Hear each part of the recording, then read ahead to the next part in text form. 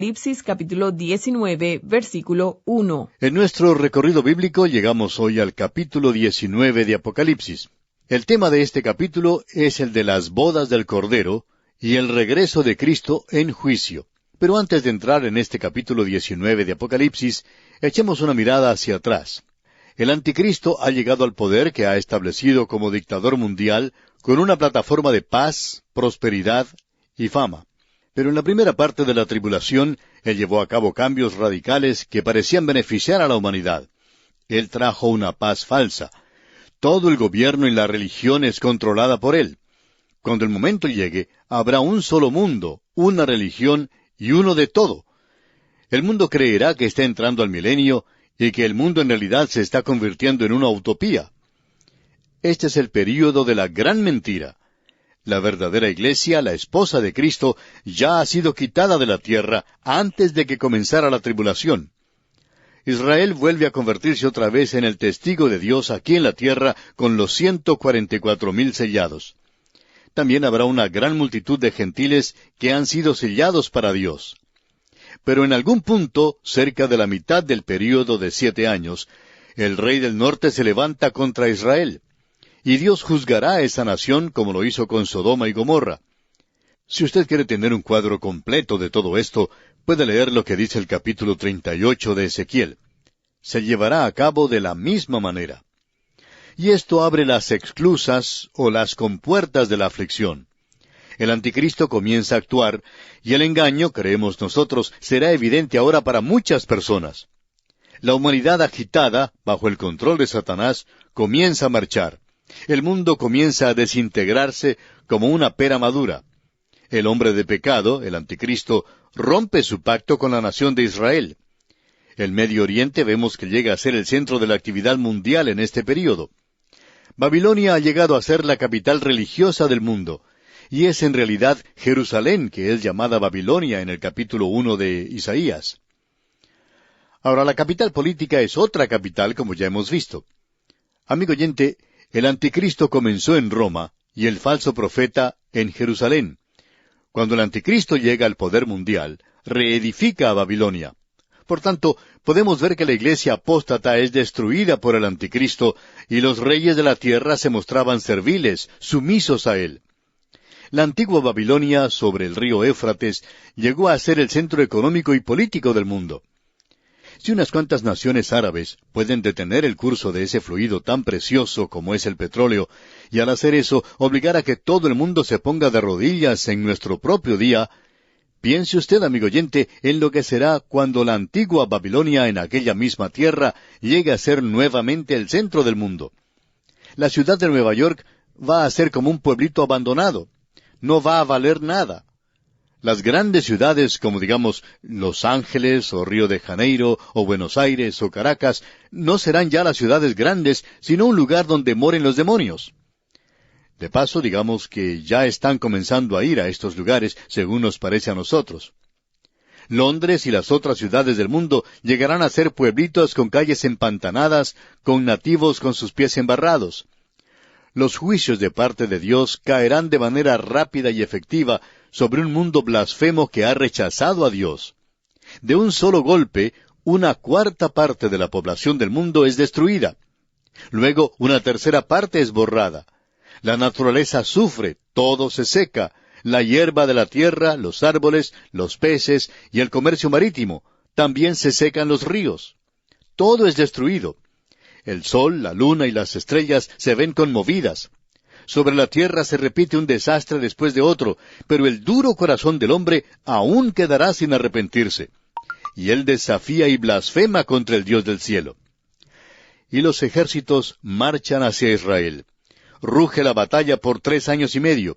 No es una batalla de Armagedón, sino la guerra de Armagedón. Millones de hombres están marchando en aquella época sobre esta tierra, y están envueltos en ese conflicto, y allí son destruidos. La sangre llega hasta los frenos de los caballos de 1 metro de profundidad. Y esto no es una exageración. Y en medio de esta terrible arena caótica, producida por el propio hombre y por la trama de Satanás, llega el Rey de Reyes y Señor de Señores. Sí, amigo oyente, el Rey viene a la tierra. Pero antes de que todo esto ocurra, su iglesia tiene que ser sacada de aquí para estar con Él y regresar con Él a la tierra. Nosotros no estamos esperando el cumplimiento de ninguna de estas cosas a las cuales hemos observado desde el capítulo 4 hasta el capítulo 18 de Apocalipsis. En realidad, el resto de Apocalipsis aún se encuentra en el futuro. Nosotros estábamos esperando esa bendita esperanza y la aparición gloriosa de nuestro Dios y Salvador Jesucristo. Nosotros no sabemos el día, ni siquiera sabemos el período en el cual Él vendrá. Puede que sea pronto, puede que sea hoy, aún antes de concluir este programa. Pero también puede demorarse 100 años o cientos de años. Nadie puede decirlo con exactitud. Cualquier persona que establezca alguna fecha en cuanto a su regreso está fuera de orden y puede que esté un poco enajenado también. O podríamos decir que por lo menos tiene información que no está en la palabra de Dios. Creemos que la mejor manera de decir esto, y opinamos que todo lo que está ocurriendo tiene mucho significado en el presente, es que vivimos en un gran período de la historia del mundo. Pero creemos que todo lo que podemos decir es que ahora nuestra salvación está más cerca que cuando creímos primero. El Dr. Bill Anderson acostumbraba a decir, Dios está preparando el escenario. Parece que viene pronto. Y ya que es necesario mucha preparación para volver a colocar todo en posición si Él no viene hoy, si yo fuera el Señor, vendría y sacaría a la iglesia de este mundo para no tener que ponerla en esa posición nuevamente y pasar por toda esa molestia. Bueno, nosotros estamos listos para que Él venga. Y puede venir cualquier momento, no sabemos cuándo, no tenemos esa información. Pero todo esto que estamos tratando aquí tiene lugar después que la iglesia ha sido quitada de la tierra y no se nos da ninguna señal hoy. Estamos viendo, sí, la preparación del escenario. Todas estas cosas que están ocurriendo tienen mucha significación. Creemos que Europa Occidental está buscando a algún hombre que la una a toda. Pero no será lo que ellos esperan. El anticristo viene uno de estos días, y ellos están esperando que Él llegue allí ahora. También hay un gran poder en el norte, y nos referimos a Rusia. Egipto nuevamente se está avivando. China, como dijo Napoleón, es un gran gigante, y que Dios tenga misericordia de la generación que la despierte. Bueno, ya hemos hecho eso, y que Dios tenga misericordia de nosotros.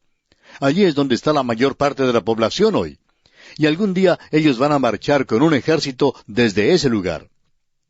Luego, Israel se encuentra en la tierra, es decir, la preparación suprema del escenario. Parecería que pudiera comenzar en cualquier momento. Pudiera comenzar mañana en lo que se refiere a la iglesia. Podría haber comenzado hace 2000 años, 1000 años atrás. Y puede que no sea hoy porque no se nos ha dado ninguna señal. Ahora, con todo esto, llegamos al capítulo 19. Y el gran suceso que nos concierne a nosotros son las bodas del Cordero y el regreso de Cristo en juicio. Tenemos aquí en este capítulo, en primer lugar, 4 aleluyas. Eso lo vemos en los primeros 6 versículos. Luego tenemos la esposa del Cordero y la cena de las bodas del Cordero. Eso lo vemos en los versículos 7 al 10. Luego, en una tercera división, el regreso de Cristo como Rey de Reyes y Señor de Señores. Este es un capítulo muy emocionante, por cierto. Eso lo tenemos en los versículos 11 al 16. Tenemos después la batalla de Armagedón. Y vamos a cambiar esto. En lugar de batalla, vamos a decir que será la guerra de Armagedón en los versículos 17 y 18.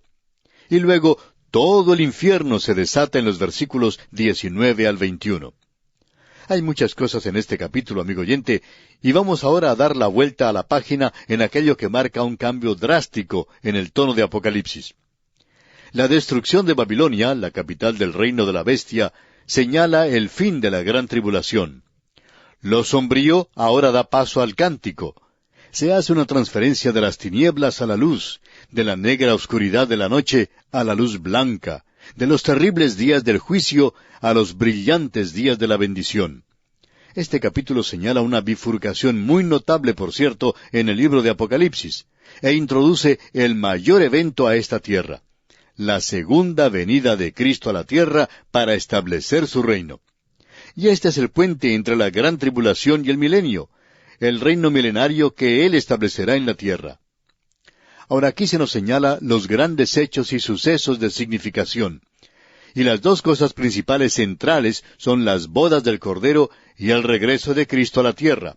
Uno sigue al otro. Ahora este capítulo 19 de Apocalipsis comienza con Aleluya, y la apertura del infierno concluye este capítulo. Se mencionan dos grandes cenas, la cena de las bodas del Cordero y la fiesta caníbal de Carroña después de la batalla, la última parte de la guerra de Armagedón.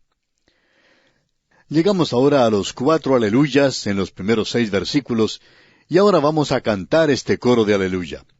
Mejor que no me ponga a cantar yo mismo, porque si lo hiciera, amigo oyente, si comenzara a cantar el coro de aleluya en este instante, usted pensaría que ya hemos entrado al período de la gran tribulación.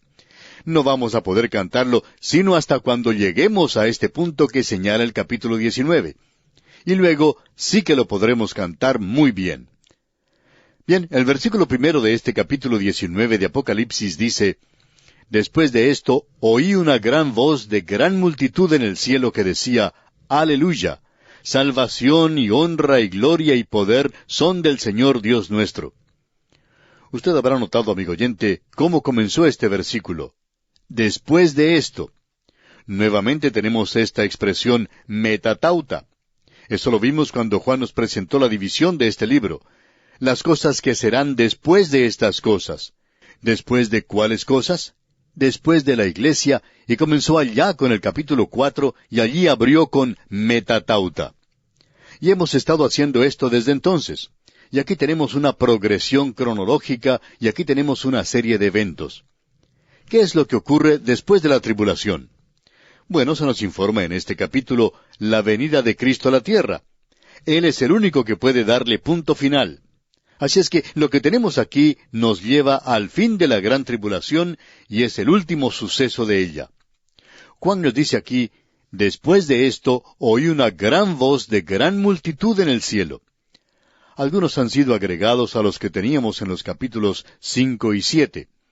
En esos capítulos teníamos a los ancianos, allí está la iglesia, y un número imposible de contar de ángeles, de inteligencias creadas, y todos adoran a Dios. Bueno, ha habido una gran multitud de los santos de la tribulación que se han agregado a este coro, y ahora ellos van a cantar, y aquí tenemos algo que es verdaderamente maravilloso. Eso es Aleluya. Amigo oyente, esta es la primera vez que ocurre en el Nuevo Testamento, y ocurre 4 veces en estos primeros 6 versículos, y es la única vez que ocurre en el Nuevo Testamento. Amigo oyente, este asunto de los aleluyas ha sido reservado para la victoria final, y es interesante notar que aleluya ocurre frecuentemente en el libro de los Salmos. Sencillamente quiere decir alabad a Jehová. Se presenta en una sucesión frecuente en el Salmo 146 y también en el Salmo 150. El Salmo 150 es un poderoso crescendo de alabanza y creemos que esto es lo que ellos van a cantar. Aleluya. Y creemos que esta es una nota muy apropiada de alabanza en este momento aquí en Apocalipsis. La gran tribulación ya ha pasado. Cristo viene. La iglesia va a ser unida con Cristo en matrimonio. Aleluya, amigo oyente. Cantemos esto. Esto será mucho mejor que cualquier coro cantando el Mesías de Handel. El Salmo 104, versículo 35 dice: Sean consumidos de la tierra los pecadores y los impíos dejen de ser. ¿Qué es lo que quiere decir eso? Dice: bendice alma mía a Jehová. Aleluya. Aquí tenemos aleluya, porque Dios viene a juzgar y los impíos serán quitados de la tierra. Yo espero eso, y espero que usted también, amigo oyente. Aleluya es una voz expresiva de alabanza al tener lugar la última fase de la salvación. Esto es algo de lo cual habló el apóstol Pablo, y creemos que sería bueno leerlo en esta ocasión. En su epístola a los Romanos, capítulo 8, versículos 18 al 23, dice: Pues tengo por cierto que las aflicciones del tiempo presente no son comparables con la gloria venidera que en nosotros ha de manifestarse. Porque el anhelo ardiente de la creación es el aguardar la manifestación de los hijos de Dios. Porque la creación fue sujetada a vanidad, no por su propia voluntad, sino por causa del que la sujetó en esperanza, porque también la creación misma será libertada de la esclavitud de corrupción a la libertad gloriosa de los hijos de Dios. porque sabemos que toda la creación gime a una, y a una está con dolores de parto hasta ahora. Y no solo ella, sino que también nosotros mismos, que tenemos las primicias del Espíritu, nosotros también gemimos dentro de nosotros mismos, esperando la adopción, la redención de nuestro cuerpo. Amigo oyente, es un gran día el que se acerca. La tierra será liberada de la esclavitud del pecado, pero mientras tanto está gimiendo. Usted puede ir a cualquier parte de la costa y puede escuchar el ruido que hacen las olas del mar. Es como si se estuvieran lamentando, como si estuvieran llorando. No hay una nota alegre de alabanza. También puede ir a las montañas, y por la noche puede oír el ulular del viento que pasa a través de los árboles. No hay ninguna soprano en todos estos árboles. No hay ningún árbol por alto que sea que pueda cantar soprano. Todo se ve reprimido, abatido. Es un gemido y toda la creación está gimiendo, esperando por este día que llegará algún día sobre la tierra. Y nosotros, amigo oyente, también gemimos. El autor de estos estudios bíblicos, el Dr. J. Vernon McGee, contaba que cuando él era joven, construyó una casa con escaleras para subir y bajar a sus habitaciones. Cuando era joven, lo podía hacer de una manera muy fácil sin ningún problema. Pero cuando ya había entrado en años, a cada paso que daba, gemía. Y su esposa le decía que no debía gemir tanto. Pero él le contestaba que es algo bíblico el gemir. Nosotros también gemimos dentro de nosotros mismos. Así dice la Escritura. Pero un día, amigo oyente, ya no habrá más gemido, sino el canto de aleluya. De esto es que nos habla este pasaje de las Escrituras aquí, amigo oyente. Bien, llegamos ahora a los otros 3 aleluyas, pero no podemos cantarlo todavía. Esperaremos, Dios mediante, hasta nuestro próximo programa, y esperamos que usted esté con nosotros. Esta es, sin lugar a dudas, una de las secciones más emocionantes de la palabra de Dios, y no es nada misterioso ni extraño. Es algo que tiene sentido cuando lo observamos de la manera en que Dios nos lo dio. Y vamos a detenernos aquí por hoy, y retornaremos, Dios mediante, con este mismo estudio del capítulo 19 de Apocalipsis en nuestro próximo programa. Mientras tanto, le sugerimos leer el resto de este capítulo 19 de Apocalipsis para que esté mejor informado de lo que consideraremos en nuestro próximo estudio. Es nuestra oración que Dios le bendiga abundantemente. Apocalipsis capítulo 19, versículos 2 al 12. Continuamos hoy, amigo oyente, viajando por este libro de Apocalipsis. Y nos estamos acercando ya al final. Y al comenzar hoy nuestro estudio en este libro, regresamos al capítulo 19, versículo 2, y estamos en un capítulo realmente maravilloso, donde podemos ver una boda. Vamos a un casamiento, digamos de paso, a las bodas del Cordero con la iglesia, y también a la cena de las bodas del Cordero. Luego vamos a ver la segunda venida de Cristo a la tierra. Pero antes de hacer todo esto, vamos a tener que cantar el coro Aleluya. Solamente tuvimos un Aleluya en nuestra oportunidad anterior, pero aquí en los versículos 2 al 4 tenemos 2. Leamos. Porque sus juicios son verdaderos y justos, pues ha juzgado a la gran ramera que ha corrompido a la tierra con su fornicación, y ha vengado la sangre de sus siervos de la mano de ella. Otra vez dijeron, Aleluya. Y el humo de ella sube por los siglos de los siglos. Y los 24 ancianos y los 4 seres vivientes se postraron en tierra y adoraron a Dios, que estaba sentado en el trono, y decían, Amén, Aleluya. Ahora hemos visto aquí el segundo y tercer Aleluya. Es interesante notar que en medio de todos estos juicios, y a la conclusión de ellos, aquellos que están en el cielo y que tienen un conocimiento más perfecto del que usted y yo tenemos, ellos pueden decir que los juicios de Dios son verdaderos y justos. Son juicios justos. Ahora, si usted no cree que lo que Dios está haciendo es justo, es porque usted, amigo oyente, está equivocado, no Dios. Y su forma de pensar es incompleta, como lo es la mía también. Pero Dios es justo, y Él actuó de manera justa cuando juzgó a la gran ramera. Esto es interesante porque cuando leemos en cuanto a este juicio, fueron los reyes de la tierra y el anticristo los que destruyeron esta iglesia apóstata, esa iglesia que fue a la gran tribulación. Ahora aquí se nos dice que Dios fue quien la juzgó. Amigo oyente, Dios utiliza instrumentos, y Él hasta puede utilizar al diablo mismo para lograr su propósito. Eso es lo que tenemos aquí. Esa iglesia debía ser destruida, y fue destruida porque era culpable de hacer mártires, porque ella había dado muerte a muchos de ellos. Ahora, basándonos en eso, encontramos aquí que se mencionan los 24 ancianos. Esta es la iglesia, por tanto, debemos recordar que esto es antes de las bodas. Y este es el cuadro de la iglesia en el cielo. Y la iglesia en el cielo está cantando Aleluya. ¿Por qué? Ya lo han hecho 2 veces aquí. Están cantando este coro Aleluya. Mientras el impostor de la verdadera iglesia, esa gran ramera, esté en la tierra, la boda del Cordero no puede tener lugar. Primero es necesario librarse de la antiiglesia, y eso abre el camino para las bodas del Cordero. Creemos que la boda del Cordero tiene lugar en el cielo, alrededor de la mitad de la gran tribulación que está sucediendo en la tierra. Ahora vemos aquí que dice, y ha vengado la sangre de sus siervos de la mano de ella. Usted se da cuenta que a los creyentes se les prohíbe vengarse por sí mismos, aunque muchos de nosotros tratamos de tomar las cosas en nuestras propias manos. Pero en el momento en que lo hacemos, olvidamos nuestro andar por fe, porque se nos ha dicho allá en la epístola a los Romanos capítulo 12, versículo 19, «No os venguéis vosotros mismos, amados míos, sino dejad lugar a la ira de Dios, porque escrito está, mía es la venganza, yo pagaré, dice el Señor». Dios se hará cargo de eso por usted, amigo oyente.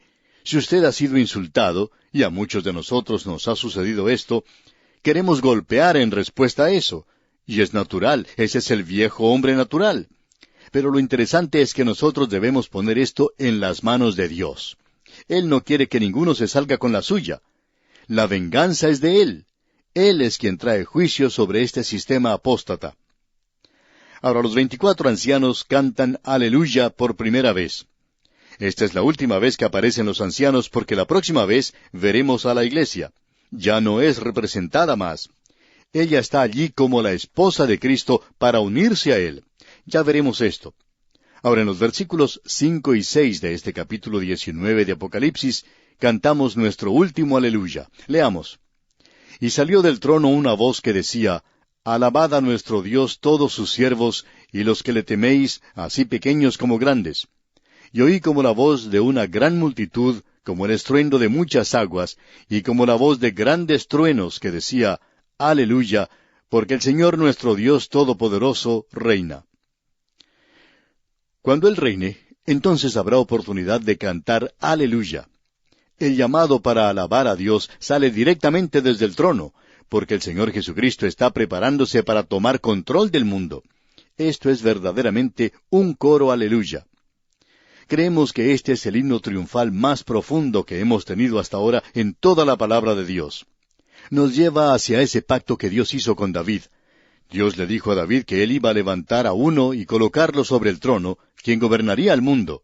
Y hasta que él viniera, habría guerras y rumores de guerras, y cuando él viniera, entonces iba a juzgar. En el Evangelio según San Lucas, capítulo 1, versículos 32 y 33, leemos, Este será grande, y será llamado Hijo del Altísimo, y el Señor Dios le dará el trono de David su padre, y reinará sobre la casa de Jacob para siempre, y su reino no tendrá fin.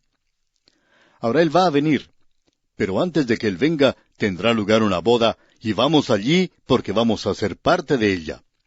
Los versículos 7 y 8 ahora de este capítulo 19 de Apocalipsis dicen, Gocémonos y alegrémonos y démosle gloria, porque han llegado las bodas del Cordero, y su esposa se ha preparado. Y a ella se le ha concedido que se vista de lino fino, limpio y resplandeciente, porque el lino fino es las acciones justas de los santos. Creemos que esta es una de las más emocionantes experiencias de la Iglesia, y también que los creyentes tendrán. La Iglesia es representada ahora por los creyentes, desde el día de Pentecostés hasta el rapto, y es presentada como una esposa a Cristo en matrimonio. El matrimonio, la boda, tiene lugar en el cielo. Esa es una escena celestial. Esa es la razón por la cual el apóstol Pablo enfatizó el matrimonio de los creyentes en la tierra. De paso, digamos que cuando el apóstol Pablo habla en el capítulo 5 de su epístola a los Efesios, versículo 18, en cuanto al esposo y la esposa y todas las relaciones, está hablando en cuanto a aquellos que están llenos del Espíritu. Es decir, que él está diciendo, sed llenos del Espíritu, y estas son las cosas que saldrán de allí. Usted no puede tener un hogar cristiano sin tener un esposo o una esposa llenos del Espíritu. Hablando honradamente, amigo oyente, no creemos que usted pueda tener un verdadero hogar cristiano y saber lo que es el verdadero amor hasta que los dos sean creyentes. Escuche lo que nos dice el apóstol Pablo en su epístola a los Efesios, en este capítulo 5 que mencionamos, versículos 25 al 27.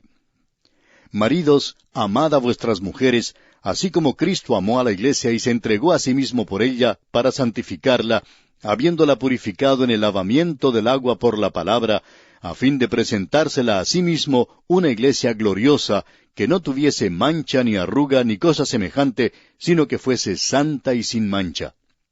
Ese es el cuadro de la relación de Cristo con la iglesia. En el día de hoy estamos viviendo en una época de nueva moralidad.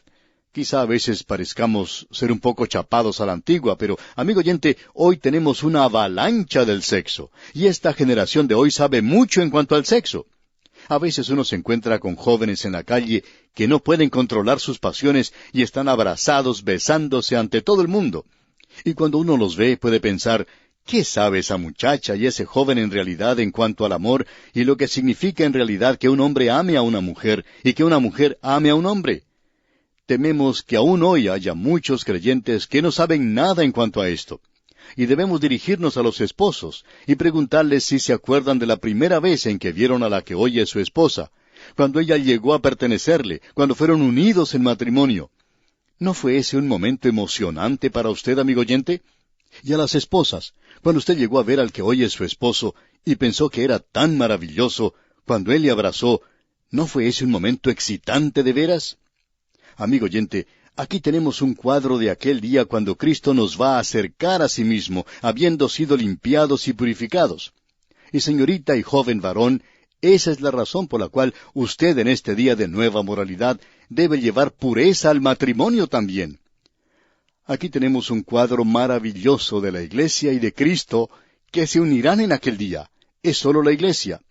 Amigo oyente, aún Juan el Bautista, él se designó a sí mismo como un amigo del esposo. Él dijo que era nada más que un amigo. Y la esposa ocupa esa posición única en cuanto a Cristo. Amigo oyente, él amó a la iglesia y se entregó a sí mismo por ella.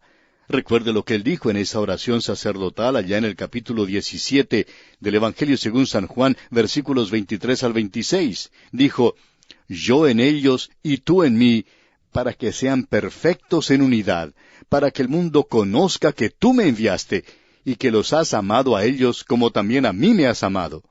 Padre, aquellos que me has dado, quiero que donde yo estoy, también ellos estén conmigo, para que vean mi gloria que me has dado, porque me has amado desde antes de la fundación del mundo. Padre justo, el mundo no te ha conocido, pero yo te he conocido, y éstos han conocido que tú me enviaste. Y les he dado a conocer tu nombre, y lo daré a conocer aún, para que el amor con que me has amado esté en ellos, y yo en ellos». Esto es algo verdaderamente maravilloso, el conocerle a Él. Y vamos a conocerle a Él por primera vez en realidad. Ahora veamos algo más aquí. Se nos dice aquí que el vestido de la iglesia es las acciones justas de los santos. Este es un concepto difícil de aceptar porque es imposible para nosotros estar ante Cristo en nuestra propia justicia.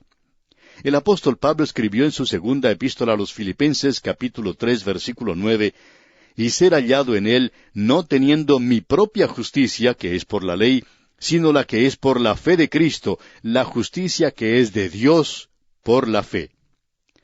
Amigo oyente, por fe podemos confiar en Cristo, no solo para el perdón de los pecados, sino para que nos dé de su justicia. ¿Por qué dice entonces el apóstol Juan que el vestido de boda es las acciones justas de los santos? Amigo oyente, el vestido de novia se utiliza solamente una vez. Nosotros estaremos vestidos con la justicia de Cristo a través de toda la eternidad. Nosotros como creyentes apareceremos ante el tribunal de Cristo, no para ser juzgados por nuestros pecados en referencia a la salvación, sino para recibir recompensa. A través de los siglos, los creyentes han estado llevando a cabo actos de justicia que se han estado acumulando para adornar este vestido de boda. De paso, permítanos hacerle una pregunta que quizás sea un poco personal, pero ¿qué es lo que está usted haciendo para ese vestido de bodas? ¿Qué es lo que está usted haciendo para el Señor? El apóstol Pablo dijo otra vez allá en su primera epístola a los Corintios, capítulo 3, versículos 12 al 14, «Y si sobre este fundamento alguno edificare oro, plata, piedras preciosas, madera, heno, hojarasca, la obra de cada uno se hará manifiesta, porque el día la declarará, pues por el fuego será revelada. Y la obra de cada uno cual sea, el fuego la probará. Si permaneciere la obra de alguno que sobreedificó, recibirá recompensa». Usted se da cuenta, amigo oyente, que el oro, la plata y las piedras preciosas sobrevivirán el fuego. El heno y la madera y la hojarasca se convertirán en humo. Así es que las buenas obras, por tanto, son el vestido de bodas de la iglesia. Porque somos hechura suya, creados en Cristo Jesús para buenas obras, las cuales Dios preparó de antemano para que anduviésemos en ellas.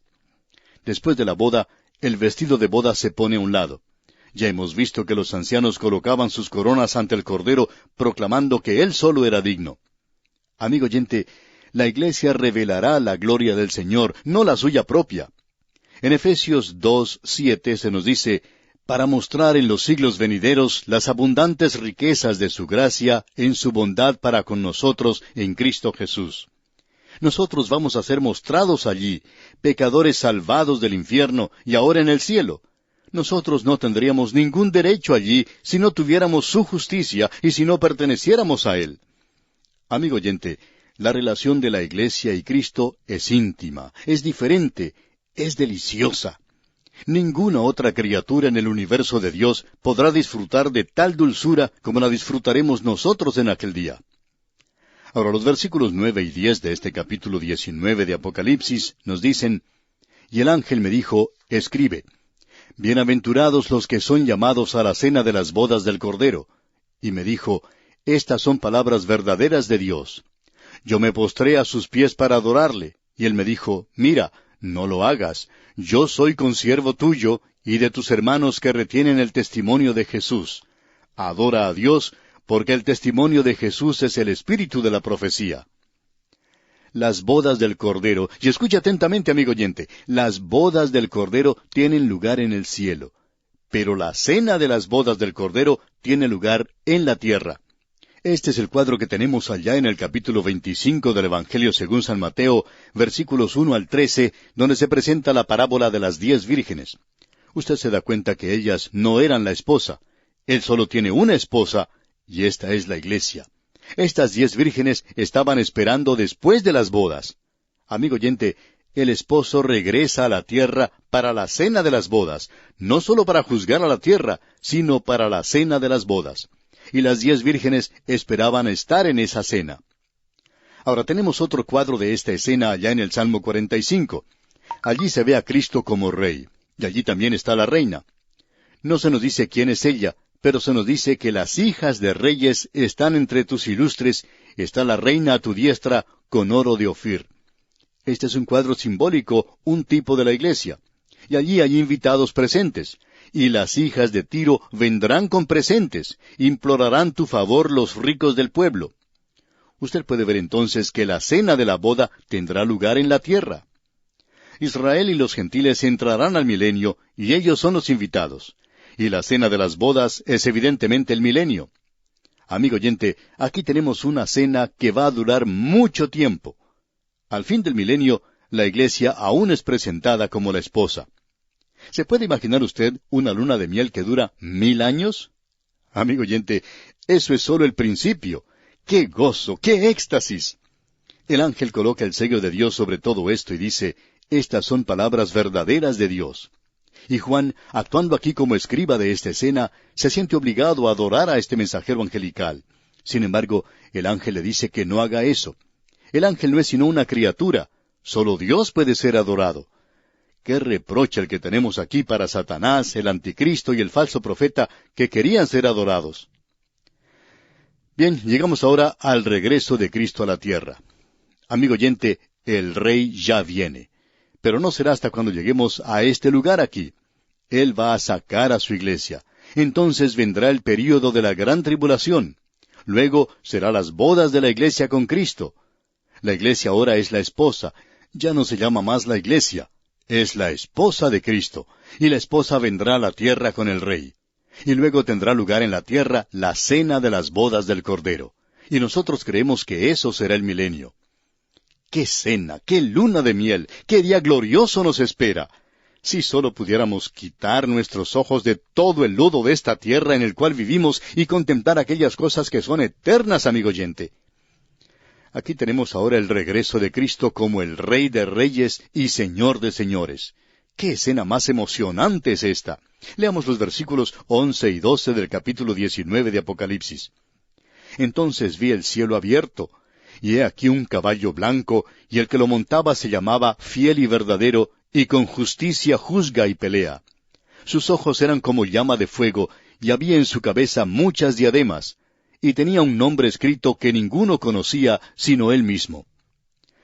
Solamente con leer este pasaje nos hace poner la carne de gallina, como se dice. ¡Qué escena más emocionante es esta! El rey viene, pero él viene en este momento después de haber tenido lugar todos estos hechos que hemos estado observando. Este es el evento supremo hacia el cual se están dirigiendo todas las cosas de este mundo.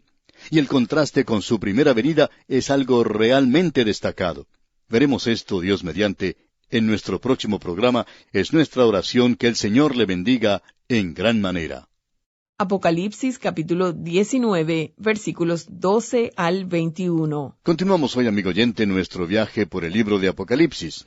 Y vamos a comenzar nuestra lectura en el capítulo 19, versículos 11 y 12, que nos dicen: Entonces vi el cielo abierto, y he aquí un caballo blanco, y el que lo montaba se llamaba Fiel y Verdadero, y con justicia juzga y pelea. Sus ojos eran como llama de fuego, y había en su cabeza muchas diademas, y tenía un nombre escrito que ninguno conocía, sino él mismo. Es bueno comprender dónde ubicar esto. Este es el regreso de Cristo a la tierra. ¡Qué suceso más emocionante, amigo oyente! Este es el clímax, ya que hasta ahora hemos tenido en este libro la historia de la iglesia, desde el día de Pentecostés hasta el momento en que la iglesia fue arrebatada. A partir del capítulo 4 y hasta el capítulo 18, nos encontramos en medio del período de la gran tribulación, un período verdaderamente terrible. Y ese período llega a su fin con la venida de Cristo a la tierra a establecer su reino. En el pasado ha existido una idea muy ingenua en relación al futuro. Uno de estos días el Señor Jesús va a venir. Todos los muertos resucitarán. Los salvados estarán en un lado, mientras que los perdidos estarán del otro lado. Y luego Él hace esta división. De un lado es el cielo, mientras que el otro lado es el infierno eterno. Amigo oyente, esa es una idea muy ingenua. Uno no puede leer la palabra de Dios sin estar consciente del hecho de que Él tiene un plan y propósito y programa para esta tierra que está siguiendo, y lo está siguiendo de manera muy clara y categórica. Debemos volver a decir que este es ese momento de clímax hacia el cual todas las cosas se están dirigiendo. Y el contraste con su primera venida es algo estupendo, es absolutamente extraordinario. Amigo oyente, cuando Él vino por primera vez, Él vino, como lo expresa George MacDonald, estaban esperando a un rey para que los elevara, y Él vino como un bebé. Así es como entró al mundo. Él era manso y humilde, Él era el Salvador, Él murió por los pecadores. Ahora, Él viene en su gran gloria. ¡Qué manifestación! Él viene a dominar la injusticia, y esta es la manifestación final de la ira de Dios sobre los pecadores en el mundo. La rebelión de Satanás y los demonios y de la humanidad es detenida ahora y es juzgada. Él domina toda la injusticia antes de establecer su reino en justicia. El cielo se abre en Apocalipsis capítulo 4, versículo 1, para permitir que Juan, como representante de la iglesia, entre al cielo donde él ve a los ancianos, es decir, a la iglesia que ya está allí. Y aquí el cielo se abre para que salga Cristo. El caballo blanco sobre el cual está montando es un animal de guerra. Cuando Jesús estuvo en la tierra, Él entró a Jerusalén montado en un pollino, y ese era el animal de los reyes, pero siempre demostraba paz y no guerra. Ahora Él viene montado en un caballo blanco, lo que habla de guerra. A Él se le llama aquí fiel, porque Él ha venido a llevar a cabo este largo programa de Dios y todo aquello que ya había sido predicho. El burlador decía, ¿dónde está la señal de su venida? Aquí está la señal. Él está aquí. Él es fiel. Él es el único en el cual usted y yo, amigo oyente, podemos confiar y en el cual podemos descansar. También se le llama aquí verdadero. Intrínsecamente, Él es verdadero. Él dice, yo soy la verdad. Él no es uno que dice la verdad. Él es eso. Él es la verdad. Él es quien establece las normas de la verdad. Él es la vara que mide la verdad. Él hoy es la verdad. El poder creer eso hoy cuando todo es propaganda, cuando todo es calumnia y difamación. Y aquí vemos que Él ha venido a juzgar y a pelear. Luego dice que sus ojos eran como llama de fuego. Esto es porque Él ha venido a juzgar esta tierra y a dominar la injusticia. Y dice, y había en su cabeza muchas diademas. Esto dice que Él será el único gobernante de esta tierra. Y su gobierno va a ser una dictadura. De eso puede estar seguro, amigo oyente. Si usted no ama a Jesús, y Él no es su Salvador, y usted pasa a través de este período, queremos decirle, amigo oyente, que va a ser ese período el más incómodo al que usted haya podido entrar, porque Él es un dictador. Él va a gobernar esta tierra. El gallo no va a cantar, ni el hombre va a poder actuar sin tener su permiso. Él es el Rey de Reyes y el Señor de Señores. ¿Cuál es ese nombre que se menciona en el versículo 12? Dice, tenía un nombre escrito que ninguno conocía sino Él mismo. Bueno, a Él se le dan 4 nombres, los cuales corresponden con el Evangelio. En primer lugar, es llamado el Rey de Reyes. Eso corresponde al Evangelio según San Mateo. Mateo lo presenta a Él como un rey. Luego, Él es llamado fiel y verdadero. El Evangelio de Marcos lo presenta a Él como el siervo de Dios. Y lo importante en cuanto a un siervo no es su afabilidad o cordialidad, sino si se puede confiar en Él, si se le puede tener confianza. Esas son las 2 cosas que son importantes. Luego, Él es llamado la palabra de Dios. Y eso sucede en el Evangelio según San Juan, donde a Él se le llama así. En el principio era el Verbo, y aquel Verbo fue hecho carne. ¿Cuál es este nombre que ninguno conoce? Bueno, nosotros tenemos una sugerencia. Corresponde a lo que dice el Evangelio de Lucas. En ese Evangelio, Él es presentado como Jesús, el Hijo del Hombre. Y este es el nombre que tenemos aquí, Jesús. En el día de hoy existe demasiada familiaridad con ese nombre. Se lo utiliza para jurar y para blasfemar, y por aquellos que están tratando de familiarizarse y volverse confianzudos con Él. Pero este es un nombre que usted y yo vamos a tener que probar a través de la eternidad. Él es Jesús, el Hijo del Hombre. ¿Conoce usted verdaderamente a Jesús, amigo oyente? Bueno, nadie conoce al Hijo sino el Padre. Y aquí cuando Él viene, tiene un nombre que nadie conoce sino Él mismo. Esa es la razón por la cual el apóstol Pablo podía decir, no al principio de su ministerio, sino al fin de su ministerio, antes de ser ejecutado, el apóstol dice en su epístola a los Filipenses, a fin de conocerle y el poder de su resurrección. Nadie conoce al Hijo sino el Padre. Creemos que esta será una de las razones que van a hacer del cielo un cielo, el llegar a conocer a Jesucristo. ¡Cuán maravilloso va a ser el conocerle, amigo oyente! Vamos a necesitar de toda la eternidad para llegar a conocerle verdaderamente. Es tan maravilloso. Hay muchas personas, amigo oyente, que cuando uno llega a conocerlas bien, ya no son tan atractivas como nos parecían, ¿verdad? Pero mientras uno conoce más a Jesús, más atractivo y emocionante es. Él dice allá en el Evangelio según San Juan, capítulo 14, versículo 7, si me conocieseis, también a mi Padre conoceríais, y desde ahora le conocéis y le habéis visto. Y luego en el capítulo 14 del mismo Evangelio según San Juan, versículo 9 dice, Jesús le dijo, ¿tanto tiempo hace que estoy con vosotros y no me has conocido, Felipe? El que me ha visto a mí, ha visto al Padre. ¿Cómo pues dices tú, muéstranos al Padre? Y luego, en esta oración intercesora que él pronunció en el capítulo 17 del mismo Evangelio de Juan, en el versículo 3 leemos, y esta es la vida eterna, que te conozcan a ti, el único Dios verdadero. Bueno, ya hemos comenzado en la escuela. Cuando usted viene a Él y le encuentra, Él es su Salvador y amigo. Este es el comienzo de su escuela. Y usted comienza a conocerle. Permítanos decirle, amigo oyente, o mejor dicho, hacer cierta clase de confesión, que nosotros queremos llegar a conocerle mejor. El autor de estos estudios bíblicos, el Dr. J. Vernon McGee, contaba que después que él se había jubilado, deseaba llegar a conocer mejor al Señor Jesús. Cada mañana, decía, cuando se levantaba, él le daba gracias al Señor por otro día más, y le decía que le amaba, pero que también a veces parecía estar muy lejos. Decía que quería conocerle mejor, y pedía que el Espíritu de Dios le hiciera real y verdadero para él. El nombre de Jesús, amigo oyente, cuánto significa y qué persona es Él. Y aquí tenemos algo más que no vamos a poder desarrollar porque no tenemos tiempo, pero sugerimos que nos vamos a conocer los unos a los otros entonces. No creemos que nos conozcamos como debiéramos conocernos ahora. A veces somos muy malentendidos. Uno llega a decir algo por radio y luego se recibe cartas que sorprenden mucho por haber sido malentendidos. Pero allí vamos a conocer cómo somos conocidos, y creemos que será algo muy bueno. Y entonces nos conoceremos a nosotros mismos. Esto va a ser algo muy bueno en el cielo, amigo oyente.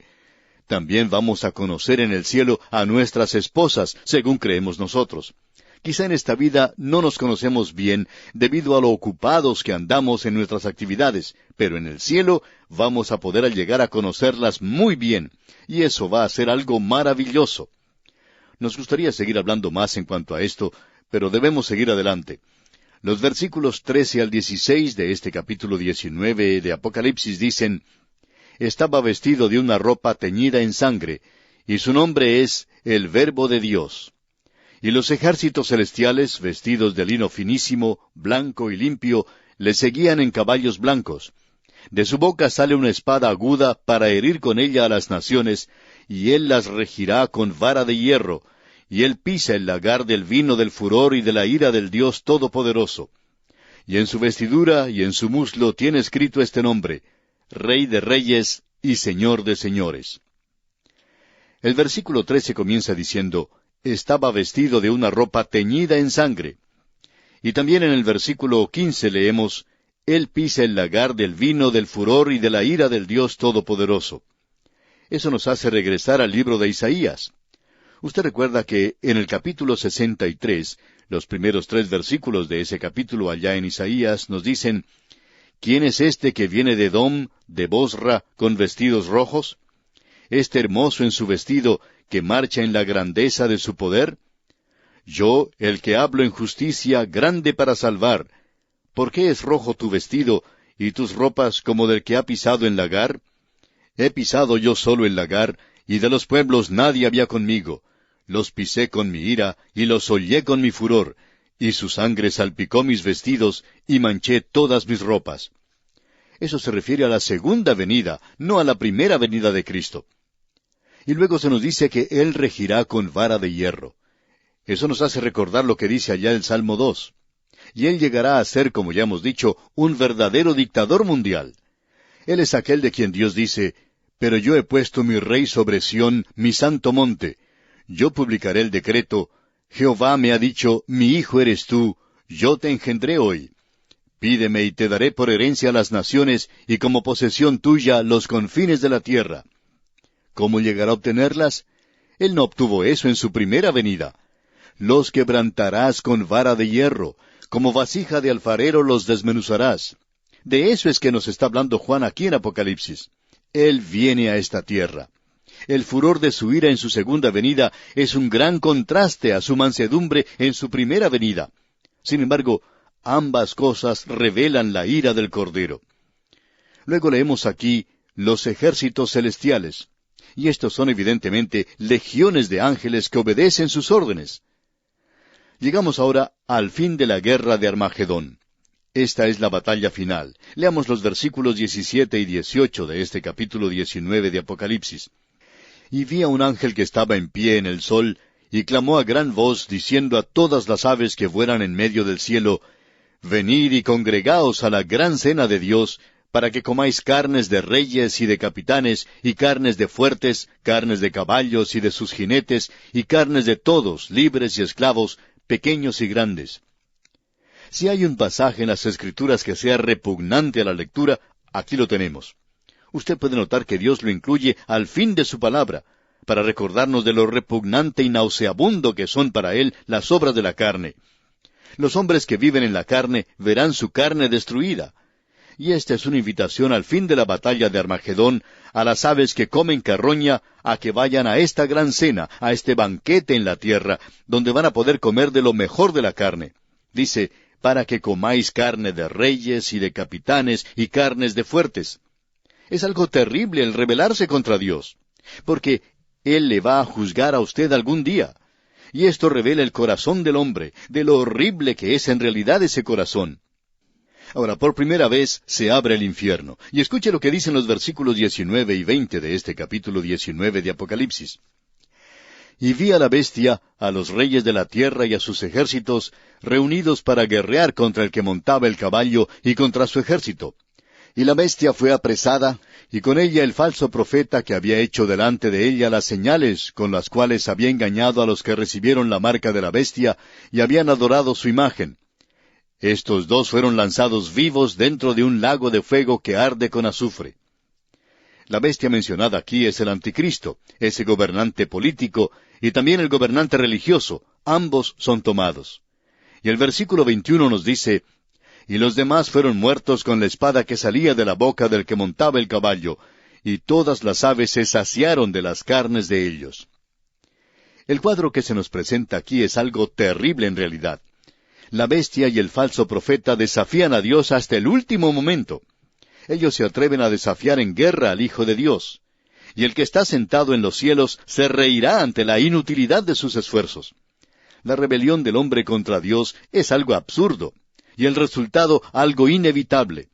Y estos dos grandes rebeldes y tiranos, el anticristo y el falso profeta, tienen la dudosa distinción de ser los primeros en ser arrojados al infierno. El diablo todavía no ha ido a parar a ese lugar.